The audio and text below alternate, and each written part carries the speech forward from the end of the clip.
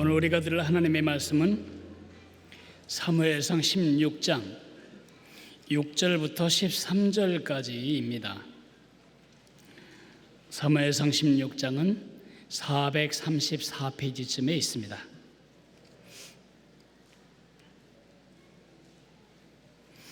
찾으셨으면 제가 읽겠습니다. 그들이 오매 사무엘이 엘리압을 보고 마음에 이르기를 여호와의 기름 부으실 자가 과연 주님 앞에 있도다 하였더니 여호와께서 사무엘에게 이르시되 그의 용모와 키를 보지 말라. 내가 이미 그를 버렸노라. 내가 보는 것은 사람과 같지 아니하니 사람은 외모를 보거니와 나 여호와는 중심을 보느니라 하시더라. 이새가 아비나답을 불러 사무엘 앞을 지나가게 하매 사무엘이 이르되 이도 여호와께서 택하지 아니하셨느니라 하니 이새가 산마로 지나가게 하며 사무엘이 이르되 이도 여호와께서 택하지 아니하셨느니라 하니라. 이새가 그의 아들 일곱을 다 사무엘 앞으로 지나가게 하나 사무엘이 이새에게 이르되 여호와께서 이들을 택하지 아니하셨느니라 하고 또 사무엘이 이새에게 이르되 내 아들들이 다 여기 있느냐? 이새가 이르되 아직 막내가 남았는데 그는 양을 지키나이다. 사무엘이 이새에게 이르되 사람을 보내어 그를 데려오라. 그가 여기 오기까지는 우리가 식사 자리에 앉지 아니하겠노라. 이에 사람을 보내어 그를 데려오매 그의 빛이 붉고 눈이 빼어나고 얼굴이 아름답더라. 여호와께서 이르시되 이가 그니 일어나 기름을 부으라 하시는지라.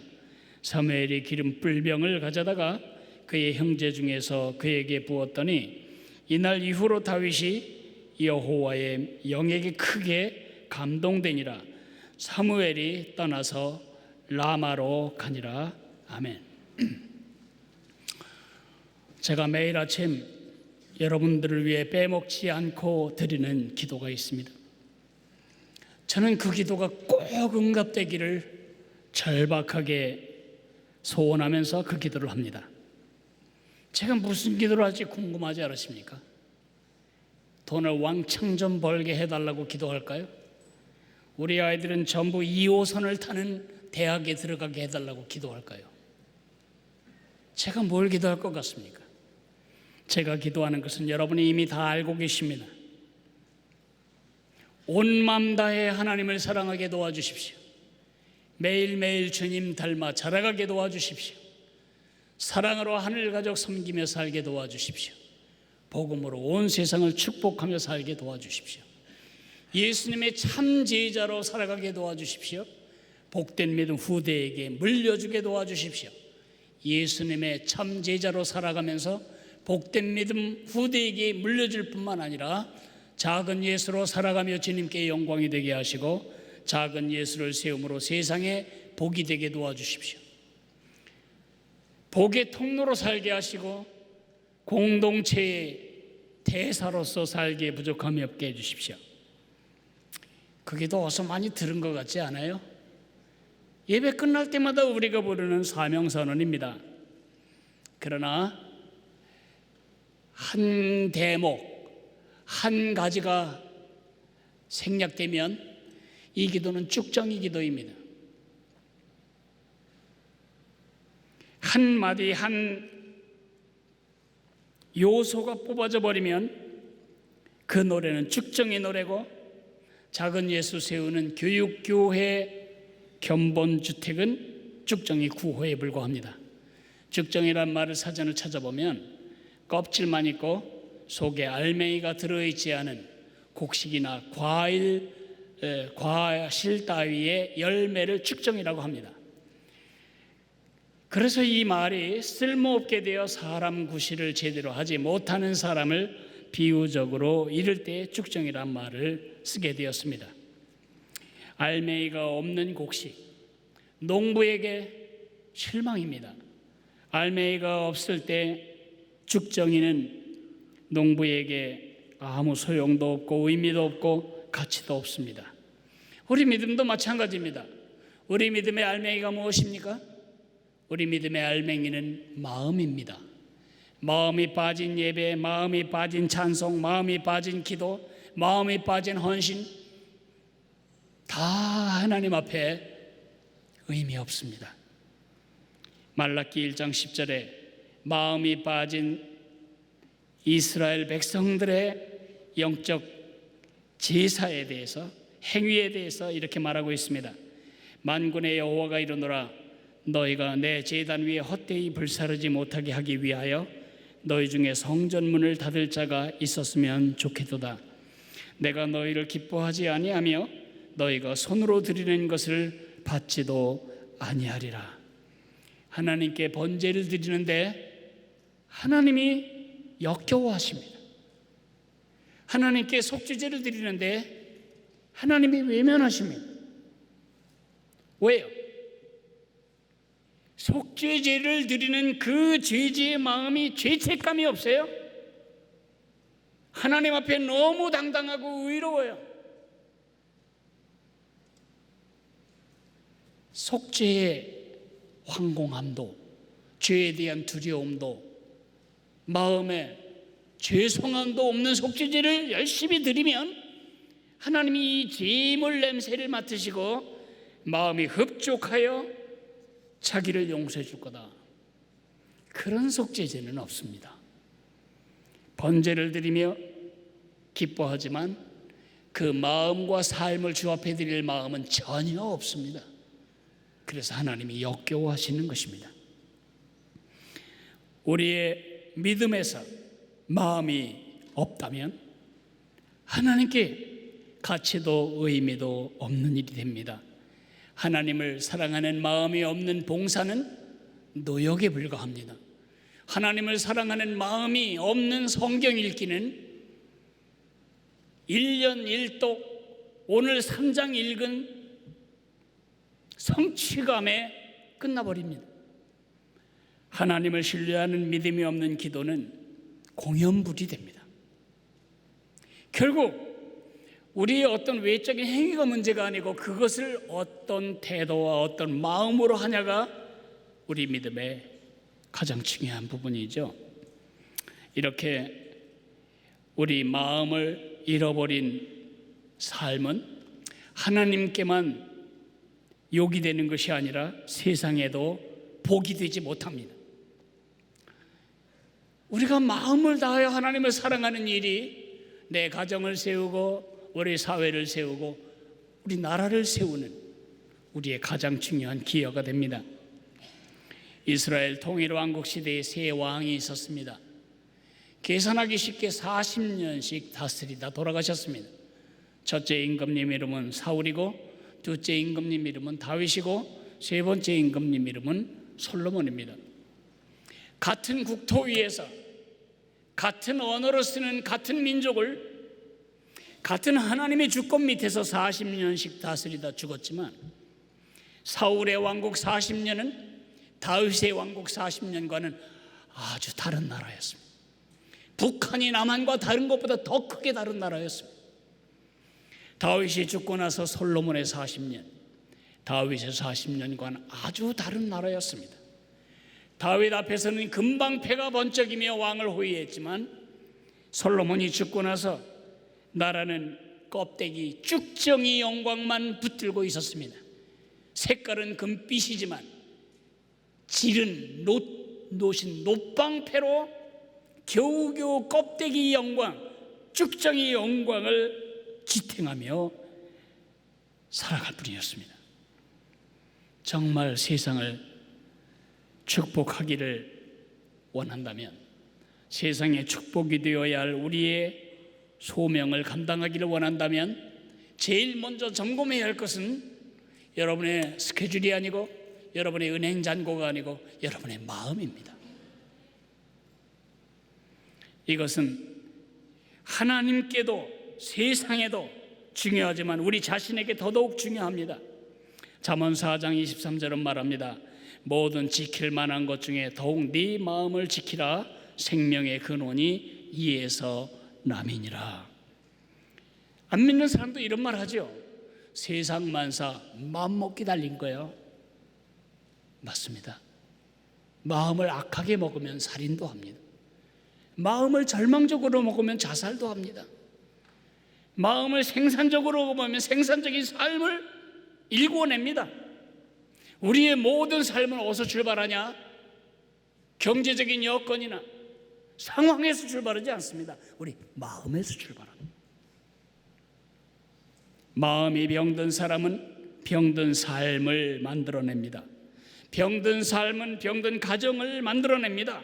병든 가정은 병든 사회를 이루게 됩니다. 세상을 병들게 하는 것은 썩은 정치가가 아니라 그 나라와 그 사회를 구성하고 있는 사람들의 썩은 마음입니다.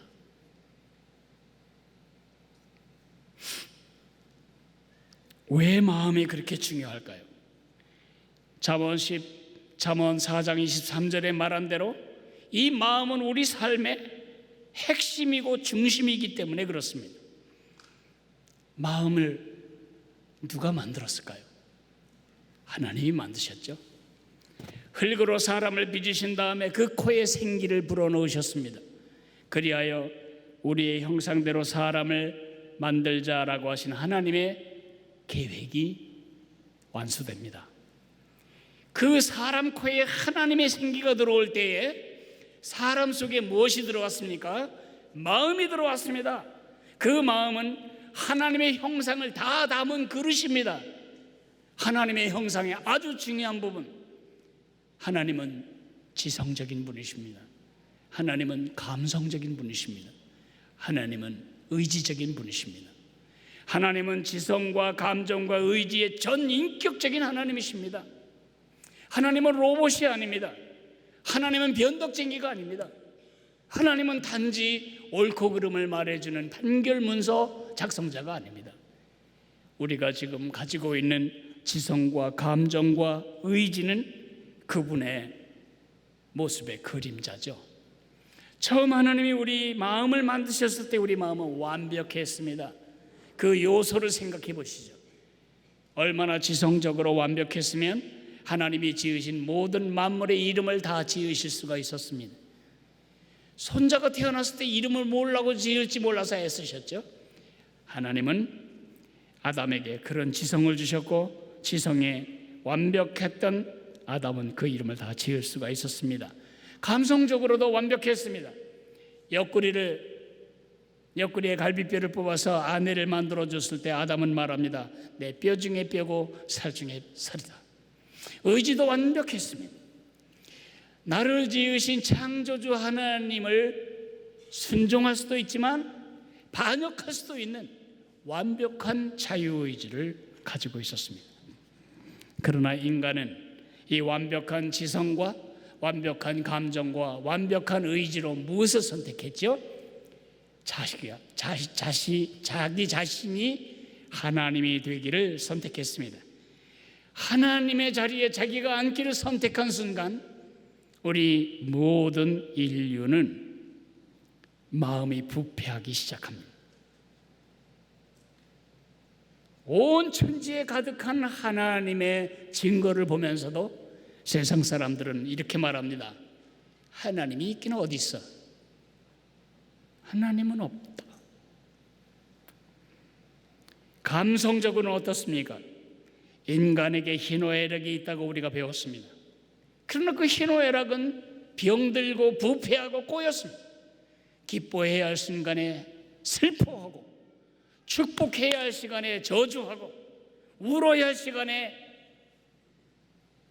기뻐하고 분노해야 할 시간에 입 다물고 있고 입 다물어야 할 시간에 소리 지르며 성질내고 마음이 부패한 것입니다. 의지는 어떻습니까? 우리에게 옳다고 생각되는 말을 수행할 능력도 없고 틀리다고 확신하는 일을 하지 않을 힘도 없습니다. 의지가 죽어버렸기 때문입니다. 의지가 병들었기 때문입니다.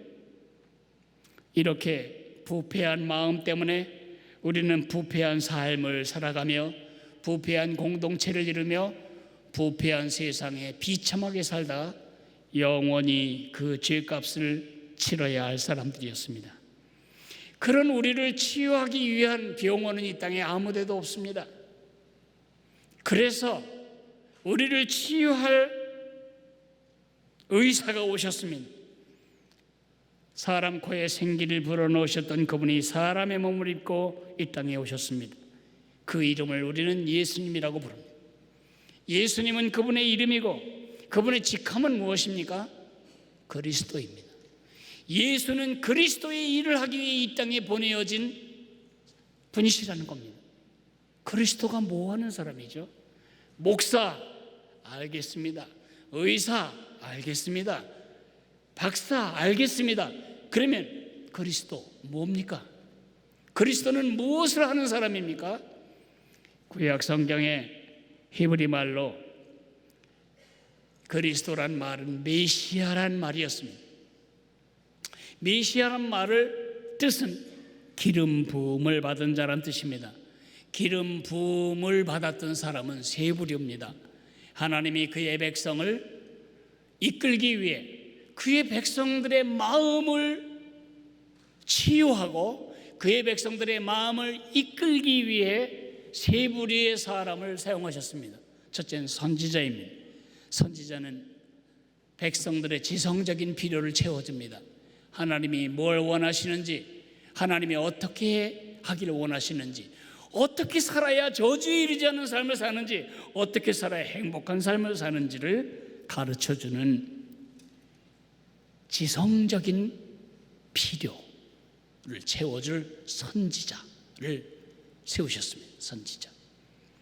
그러나 그 뜻을 안다고 우리가 살 힘이 있나요? 없죠. 그 뜻대로 살아갈 수 있도록 왕을 세웠습니다. 하나님 백성들의 의지적인 필요를 채워주기 위해서입니다. 그러나 법이 있고 왕이 있고 질서가 있다고 우리가 그대로 사나요? 또 못 살잖아요. 실패한 우리를 용서받게 하고 하나님 다시 일어날 수 있도록 마음을 치유하고 죄에서 벗어나고 벗어난 죄에서 멀어지고 우리의 심령을 깨끗하게 하기 위한 제사장을 세워주셨습니다.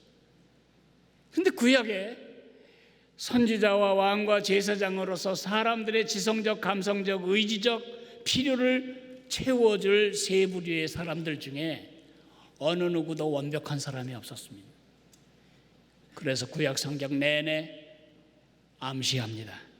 어느 날 이 세 가지 일을 완벽하게 해낼 한 구주를 너희에게 보내주겠다.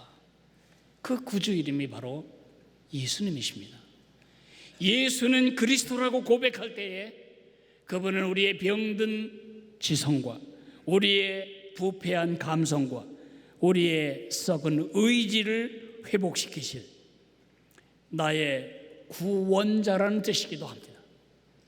예수님을 나의 구세주와 주님으로 믿을 때 그 치료가 시작이 되었고 우리는 지금 치료 중에 있습니다.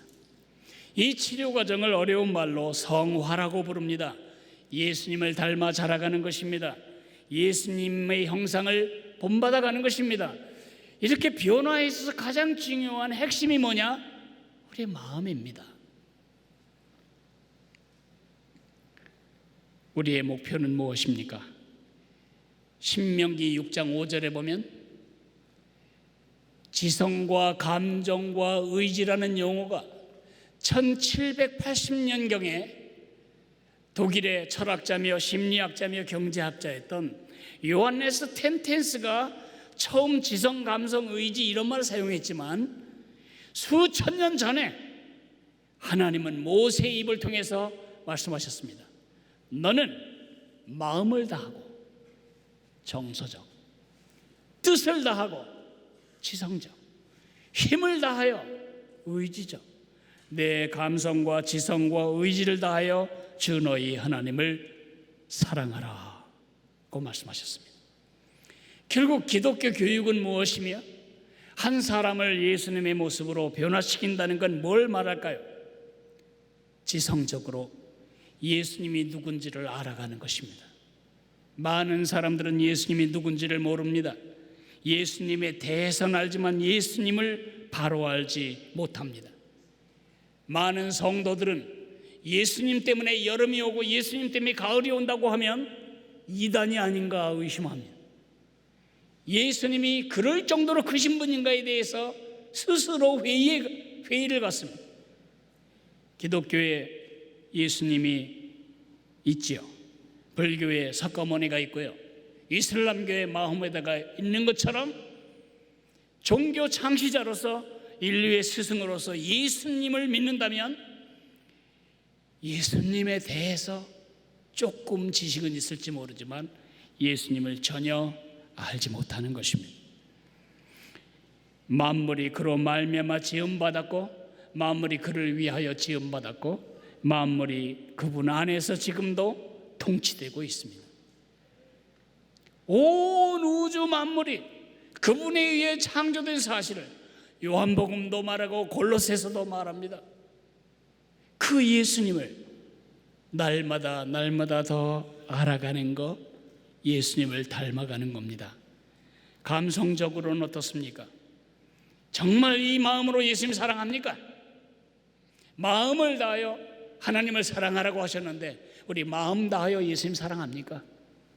사업가가 온 생각이 돈 버는 일에 집중되어서 모든 기회를 절대 놓치지 않는 그런 열정을 갖는 것처럼 예수님을 향한 열정을 가지고 있습니까?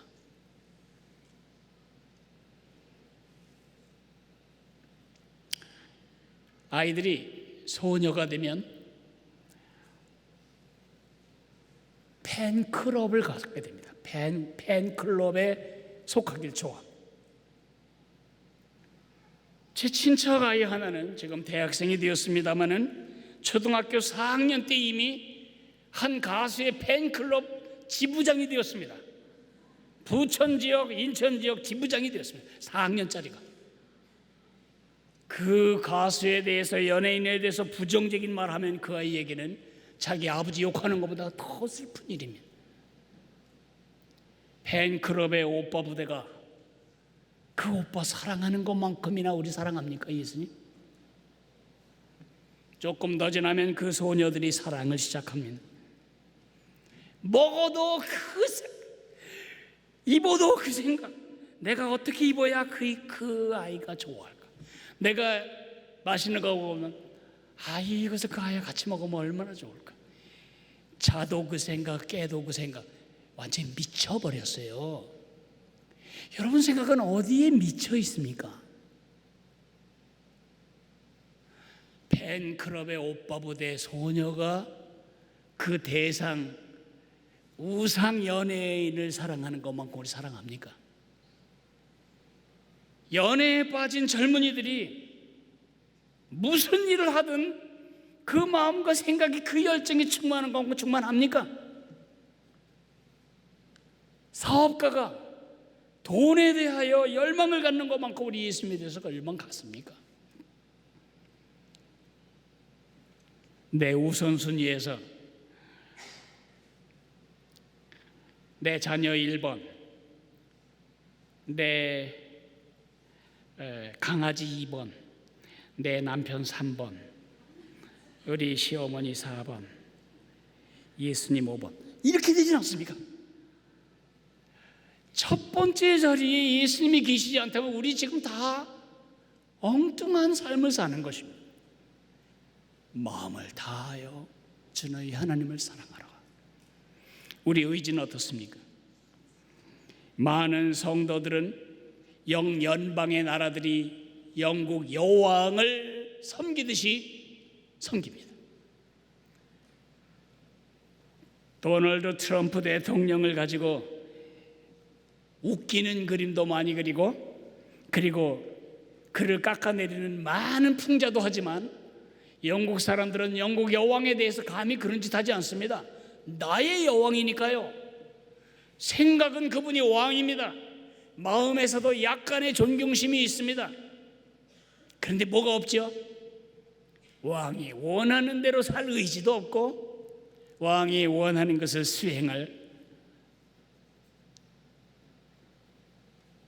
힘도 없습니다.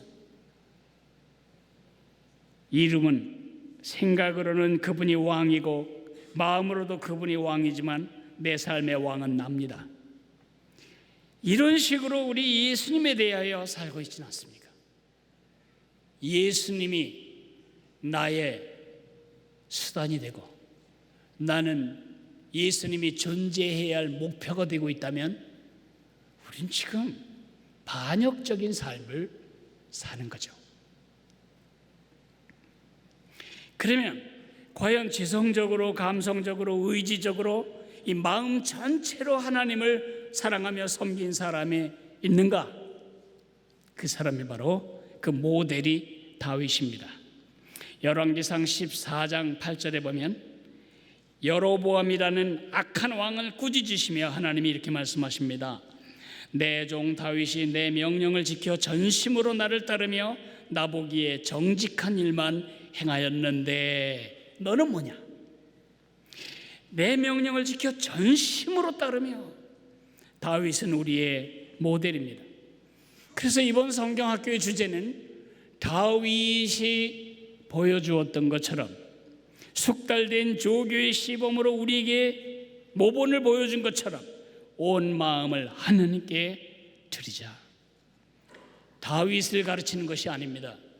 다윗의 생애를 가르치는 것이 이 여름 성경학교의 주제가 아니고 다윗의 시범을 통해 다윗이 가졌던 마음의 습관을 배우는 것입니다. 마음의 습관. 제가 4가지 습관을 여러분에게 말씀드리려고 합니다. 여러분 영어 이름이 없으신가요?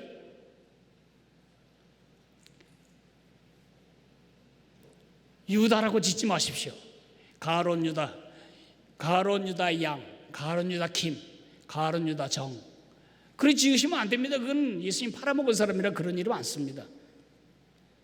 사울 양, 사울 리, 사울 킴, 사울 왕을 이름으로 쓰는 사람도 없습니다. 근데 이건 어떻습니까? 데이빗 킴,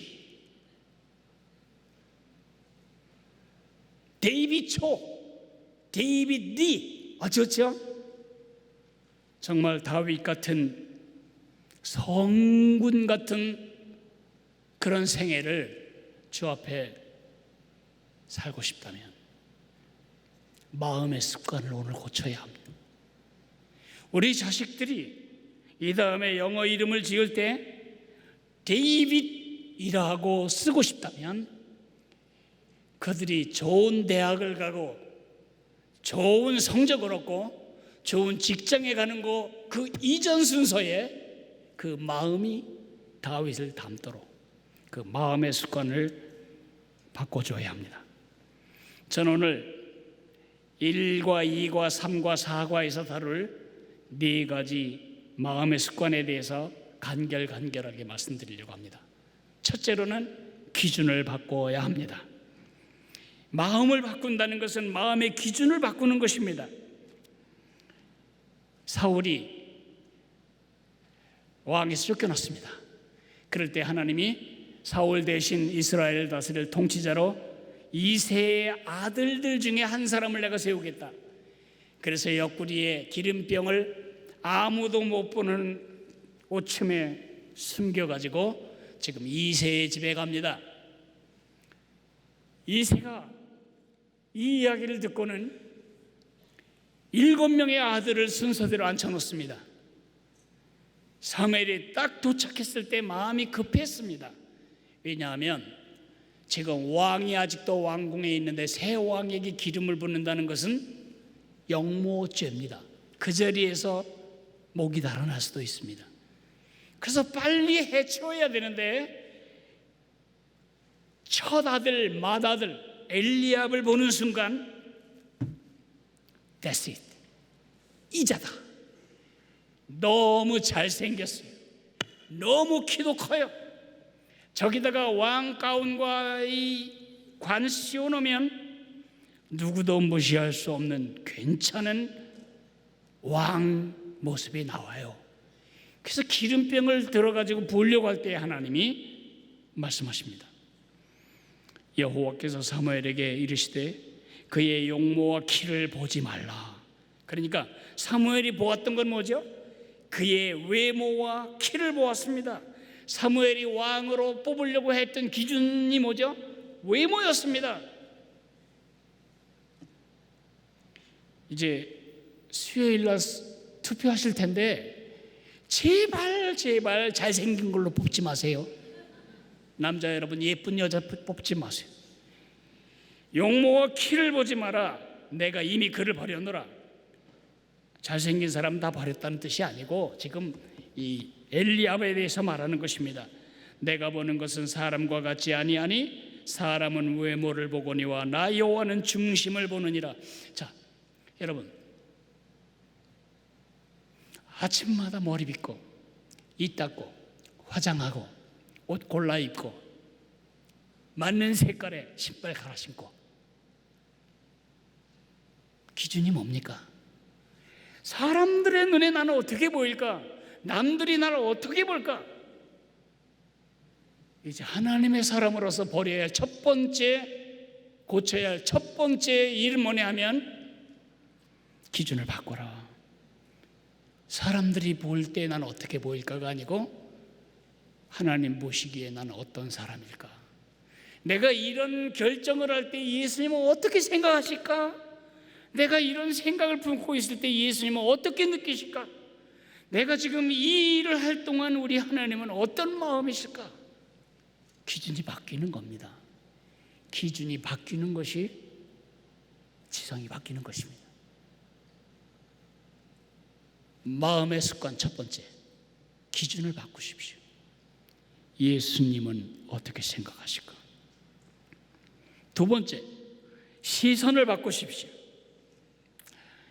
골리앗이 쳐들어와서, 블레셋이 골리앗 장군을 앞세우고 쳐들어와서 이스라엘을 위협합니다. 뭐 해볼 수가 없어요. 그가 요청하는 건 뭐냐 하면 대표 선수의 대표 싸움입니다. 너희 대표 하나 보내라. 내가 이 대표로 갈게. 싸워서 이기는 자의 승리가 그 민족의 승리가 된다. 우리가 이기면 너희는 우리 종이 되고, 우리 같이 내가 지면 우리 모두는 너희의 종이 되겠다. 거기에 누구도 맞설 사람이 없었습니다. 왕의 마음도 산산조각으로 부서졌고, 총사령관, 국방부 장관, 장군들, 지휘관들 모두가 다 가슴이 쫄아서 타붙을 지경이 되었습니다. 그런데 그때 마음이 분산되지 않은, 마음이 산란하지 않은 한 사람이 있었습니다. 다윗이었습니다. 골리앗을 보니 타겟이 너무 커가지고 물맷돌을 던졌을 때 빗나갈 확률이 별로 없어요. 대충 던져도 맞을 만큼 큰 거예요. 똑같은 큰 몸집 앞에서 누구는 쫄고 누구는 용기가 납니까? 뭐의 차이입니까? 마음의 시선이 어디에 향했느냐 이죠. 상황의 시선을 고정한 사람은 한평생 상황에 따라 슬프고 두렵고 답답하고 안타깝고 그렇게 살다 죽습니다. 날마다 부담되고 힘들고. 저는 40년 가까이 지낸 한 사람을 알고 있습니다. 그 사람 노래는 뭐냐면 힘들다입니다. 1절 힘들어. 40년 전에도 그랬어요. 눈을 약간 내리깔고 힘들어. 40년 후 지금도 만나면 힘들어. 도대체 힘 안 드는 건 뭐예요? 그분에게 모든 것을 힘들게 사는 이유는 그 시선이 수시로 넘실대는 현실이라고 하는 상황이라는 파도에 시선을 집중하기 때문입니다. 반대로 다윗은 하나님께 그 시선을 집중합니다. 이 조그마한 뚜껑이 태양보다 크다는 거 아십니까? 바깥에 나가서 태양을 보시면서 이것을 눈앞에 갖다 대면 태양은커녕 온 우주 만물보다 이게 더 큽니다.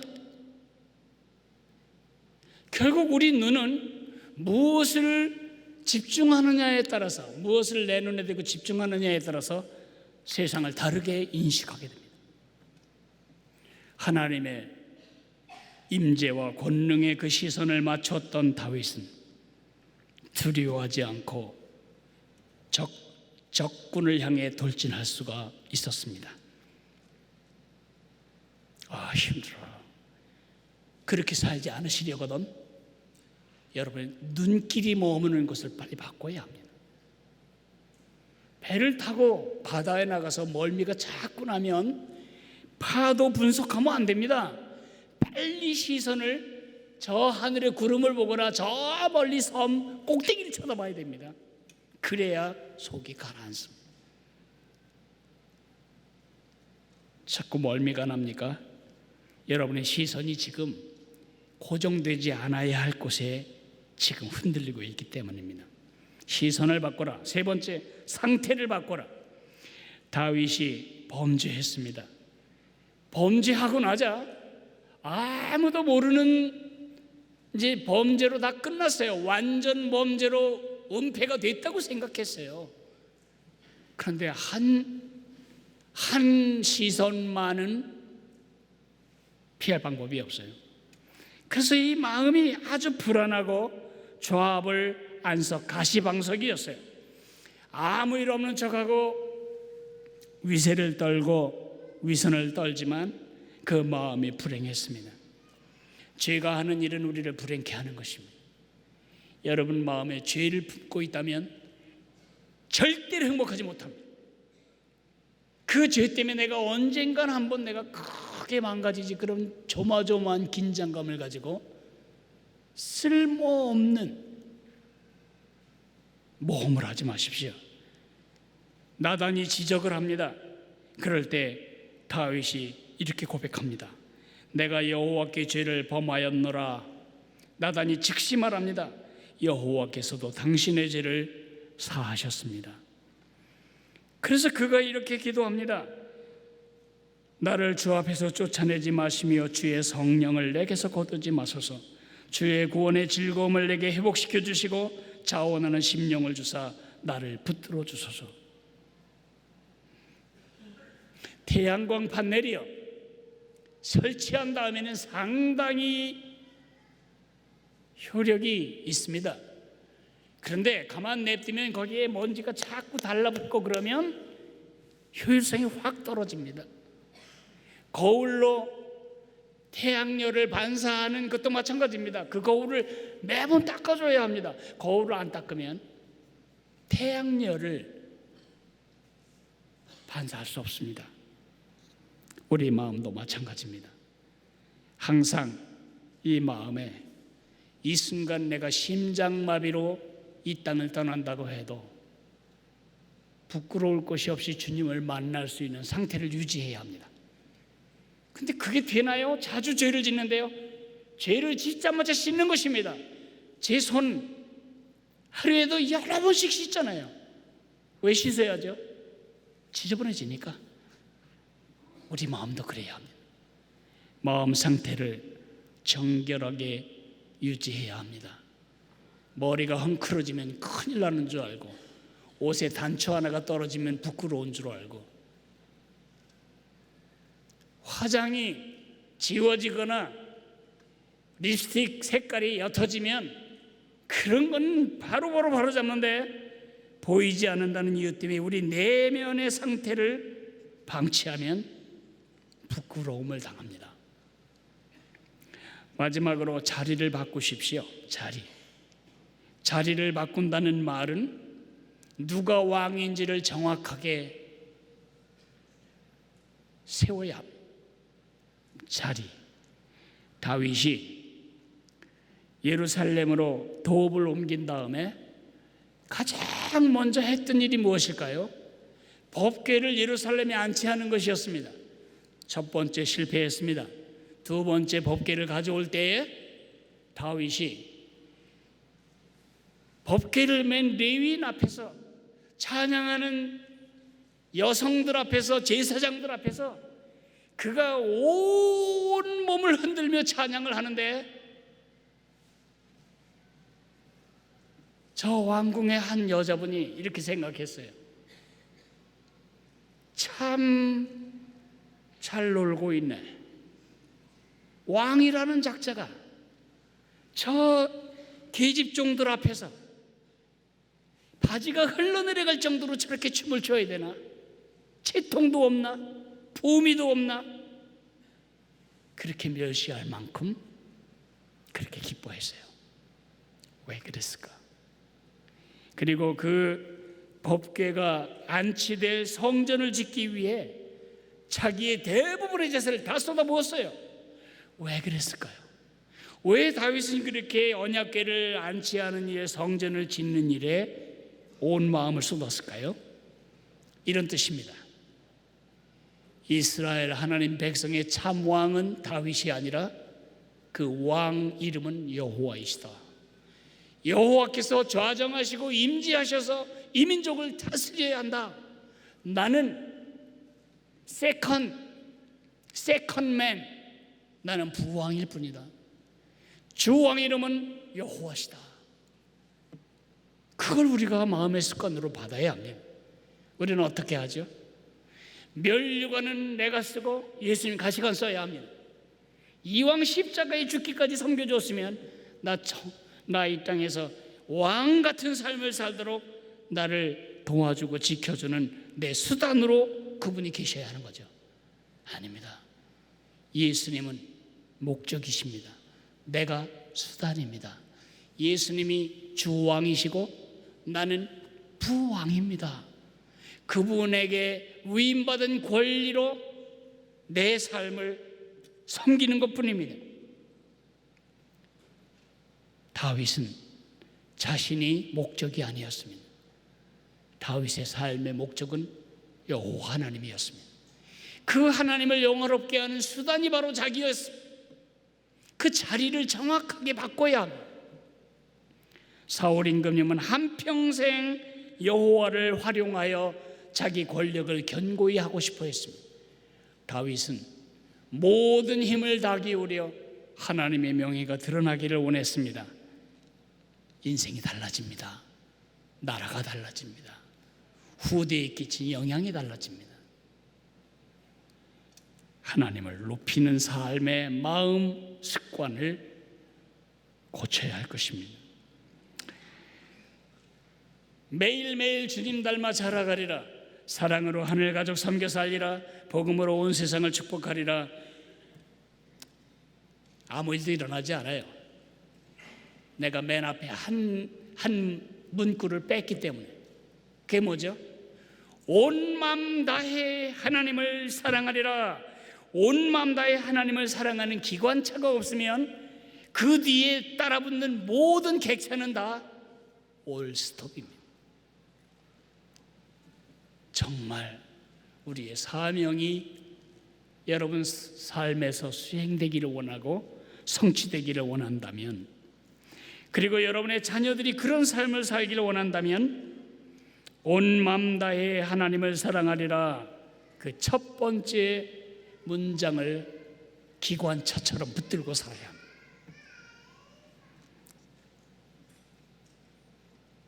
아멘. 우리 다 같이 일어나서 지금 제가 말씀드렸던 우리 사명선언을 생각하며 한번 불러보겠습니다. 특별히 첫 번째 온 마음 다해 하나님을 사랑하리라의 액센트를 찍어가며 부르겠습니다.